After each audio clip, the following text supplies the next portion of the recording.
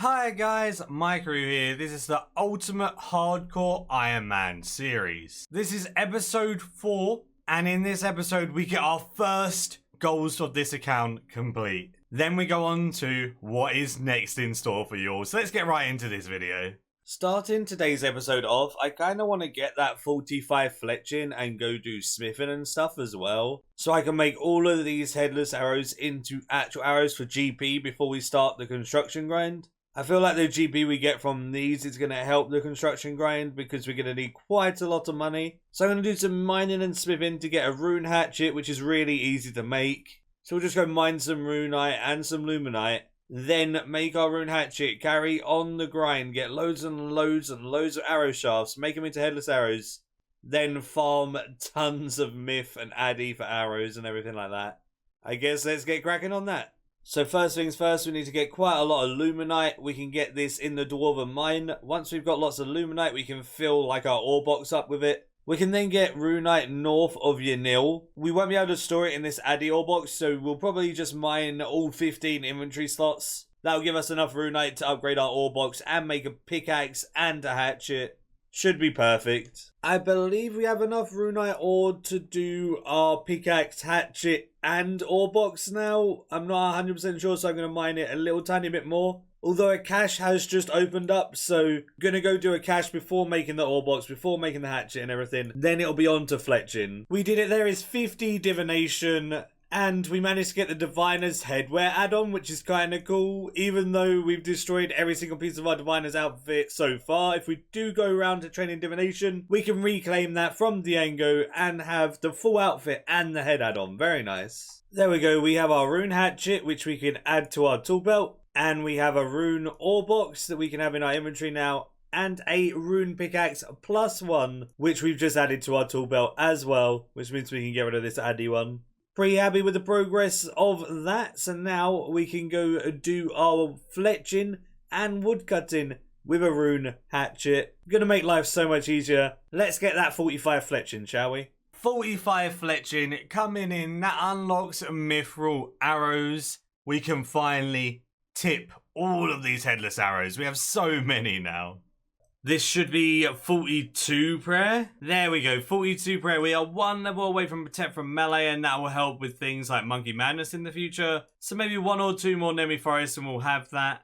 And we may even be able to get a dungeoneering level. 8 dungeoneering, and we haven't even touched it yet. There we go. When it comes to making mithril arrowheads, every bar gives you 75 now since the update. It just takes a little while to do. But it's a very, very good update because it's giving you so much more per bar, and they really don't take that long to make. Look at the progress bar, going pretty quick. So we need to make nearly 40,000 arrowheads for our fletching training, but the XP will be worth it. Let's go. It's funny how much smithing XP I've actually gotten so far. You get quite a lot, and it really does add up. There's 56 smithing. A cache has been done and we are 53 divination now. What I'm going to do is quickly do my 2 Jack of Trade runs as well while I'm here. Then it's back to doing smithing. 43 herb lore from that Jack of Trades run. Next Jack of Trade run will get us to 44 as well. And again, because we have Premier Club, we can reset our Jack of Trades with our Premier Club artifact and go again. There we go. 44 herb lore from that Jack of Trade run. Absolutely lovely. Probably going to be the way we level up our herb lore for the first few levels is quests and Jack of Trades. There is 30,000 mithril arrowheads. So we're going to make 30,000 mithril arrows, which will hopefully get us to level 60. It took us so long to make these arrowheads, so let's hope it's worth it, and hopefully we get level 60 fletching. You can see just how quick XP they are though. Look, it's 112.5 XP each. So that is a lot of XP per arrow. That's 7.5 XP per arrow. Look at that, 50 fletching already, and we've only done 5,000 arrows. It's so quick once you actually have the things made, but making these arrow tips and stuff is what takes the time. Actually doing them, you rocket up the levels so fast. We did it! 60 fletching took so long. Those tips took so long to make. It takes like 20 seconds to make 75. So making 30,000 of them, you can imagine how long that took me. 60 fletching is worth it, and Addy arrows are unlocked so we can make Addy arrowheads. There we go, 43 prayer at our Nemi Forest run. Protect from melee unlocked, which means we can safely do Monkey Madness. We'll probably do Monkey Madness tomorrow, I think. Hey, we got 58 smithing, making the rest of these adamant arrowheads. Let's go then. 9,500 headless arrows to tip into Addy arrows. These get 10 XP a tip. 150 XP per 15 arrows, so 10 XP an arrow. That's very fast XP. Hopefully you get, you know, like I said, 62, 63. Let's see. Yay, we did. I estimated correctly. 63 fletching, and we have 1,400 arrows left to do. Easy peasy. Let's get the last done and then see how much we can sell them for. They should sell pretty well. That is some big boy money. Sell all 30,000 mithril arrows. 660k. That is a lot of money. And the Addy arrows are 51 each. That is 489k. We have 1.5 mil on this account now. That is actually really nice. I'm very happy with that. I'm also going to get rid of the Batwing book and the Batwing wand so we have more inventory space. And I also want to open up all these geodes again. Cut all the gems. Sell all of the spirit gems and everything like that. Once we've done that, we are ready to do our construction. My god, 90 XP a plank, Oak is 60 XP a plank, and it's so much quicker to do. We're going to start the timer, see how long it takes us to get an inventory of teak logs and use them. When we do the same with Oak, if it's half of the time, it's going to be way more efficient to do Oak. And because it takes us so long to get to the teak tree and there's only one of them, I really do feel like Oak's going to be way more efficient. Let's see. One inventory done in 4.5 minutes. That took so long with teak logs. It's definitely not going to be worth it. 100% not going to be worth it. So let's just make loads of teak tables and see how that goes. See how long it takes us to use up our inventory. 5 minutes, 20 seconds to use a full inventory of teaks. Oak's going to be way faster than this. Let's find out. It's so much faster. Look at that. We're like 1 minute 10 in and we're already there nearly. It's so much faster. There you go. See, we stop it. Not even 5 minutes. Gonna go with that then. We're gonna go with Oaks because that's more XP and quicker to do. 2 inventories over teaks. Oaks all the way then. 47 construction. 3 levels to go before we can try our shifting tombs, and it's nearly been an hour. And yeah, this is fun. Let's keep going, guys. Woo! Imagine if I somehow accidentally destroyed my Draymond stuff from my inventory and then I couldn't get back to Lost City. I'd be so sad. It's little things like that on this account that actually get me a bit nervous at times when I'm like deleting stuff out of my inventory. I always want to make sure like I have things like that safe. We did it! We did it! Does it say it on the unlocks? Shifting tombs, and we've done the quest. Let's go give it a try, test it out and see how much XP we get for like completing one or whatever. Oh, finish this last oak table. Perfect. Okay, toggle on construction experience for surveying the shifting tombs. You cannot enter shifting tombs without at least 1 level 50 in agility, thieving, construction, and dungeoneering. I do. You need it in every single skill? So I need it in every single skill. So I need 50 agility, thieving, construction, and dungeoneering. Dungeoneering? Dungeoneering? The dungeoneering is going to hold us back. Thieving and agility, easy peasy 50. Dungeoneering, not so much easy peasy 50. I was going to do a straw poll whether I can use dungeoneering normally and bank my items only to do dungeoneering and stuff. I done a mock one on stream, but honestly, I don't feel like a straw poll here is needed. When it comes to dungeoneering, as a hardcore ultimate Iron Man, I feel like I should destroy all of my items if I want to do it normally, or I have to do it via elite dungeons. To be honest, the way ultimate Iron Men get around dungeoneering is by dying and leaving all their items in Death's office. Then you have 24 hours to go do dungeoneering. But the thing is, I'm a hardcore ultimate Iron Man, and I've done that to myself. I chose to be hardcore. I chose to make it harder. What's the point in me making rules to make it easier? It's supposed to be harder, right? This means I'm going to have to destroy all of my items if I'm going to go dungeoneering, unless I do it in elite dungeons. I'm not going to be able to bank my items just for dungeoneering or anything like that. I chose to be a hardcore Iron Man. I chose these limitations. It's my own fault. And it makes it harder and, in my opinion, more entertaining. Okay, now that's out of the way, let's keep going. So I'm going to do range here at the Trolls to level 30 range, which will get me 16 levels, and that will get me to 1001 total level. So if I do die during Monkey Madness or something, I will at least get a broadcast for it, and I can die in style, I guess. That's the plan moving forward. Get 30 range, and then continue the quest grind. Let's do it. There it is, 1000. total level. Now, if we die, we get broadcasted, which means we can do all of the risky stuff we want. We can do risky quests, whatever. If we die, we die. Like, we'll get over it. So it's going to be very interesting and enjoyable now because I'm just going to do whatever I want whenever I want. Oh, wow. I got 40 defense while killing these for this quest. So that unlocks Addy and such. That's pretty nice. Awesome. Underground pass is done. 122 quest points. I want to aim for 150 quest points hopefully by the end of this episode so we can get all of our trials armor and stuff out of the way and we can start working on other goals, maybe even something like Prif eventually. Getting 75 in some of those skills is going to take a long time. Either way, 3000 agility, 3000 attack XP and the Iron staff, which actually is really useful. So the Iron staff will keep as it's a tier 50 weapon when we get that high in magic, when we get level 50. We also got 45 attack and 36 agility. Shiloh village is complete. That's 2 quest points, some crafting XP, and we're ever so closer to the goal. We also got 3800 crafting XP and that takes us to 38 crafting. Lovely. Very, very good quest. Now we have access to Shiloh village and gem rocks and stuff. That's going to help too. Crafting level 39 while doing this quest. Very nice, very nice. And it looks like a guy riding a bike for some reason, but hey, we'll get over it. Do you know what this means? 126 quest points means we get a medium dice and that lovely, lovely full trials armor. We just need the weapon. 2 quest points, 500 HP lamp. What can we put the HP lamp in? We can put it in literally anything. Hello, summoning. Level 5 summoning. Easy gains. All right. That was a no-brainer to put that in summoning. Very nice. First medium dice, let's get it. Look at that. 500k coins and a shield swap. I'll take that. Everything has grown. We've got full-grown chickens. We've got a couple of nice little rabbits. We've got 4 sheep, all to check the health of. I'm excited. We are currently 53 farming. What level will we get to? Maybe 55?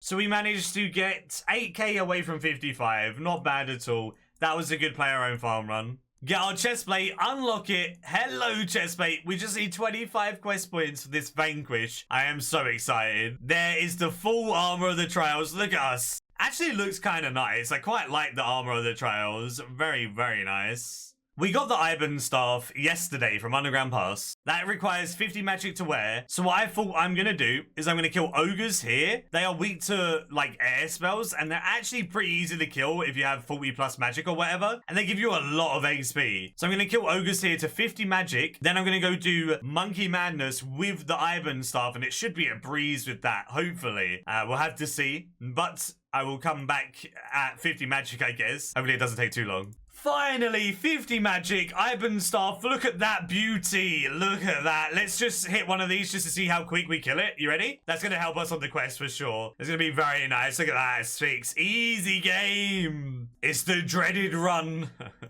This is going to take a while. At least we can search in here, which is helpful. Time to kill this demony boy. We'll drink a prayer pot, get Protect from Magic up, put our seal on, and go kill him. Look at the jungle demon, man.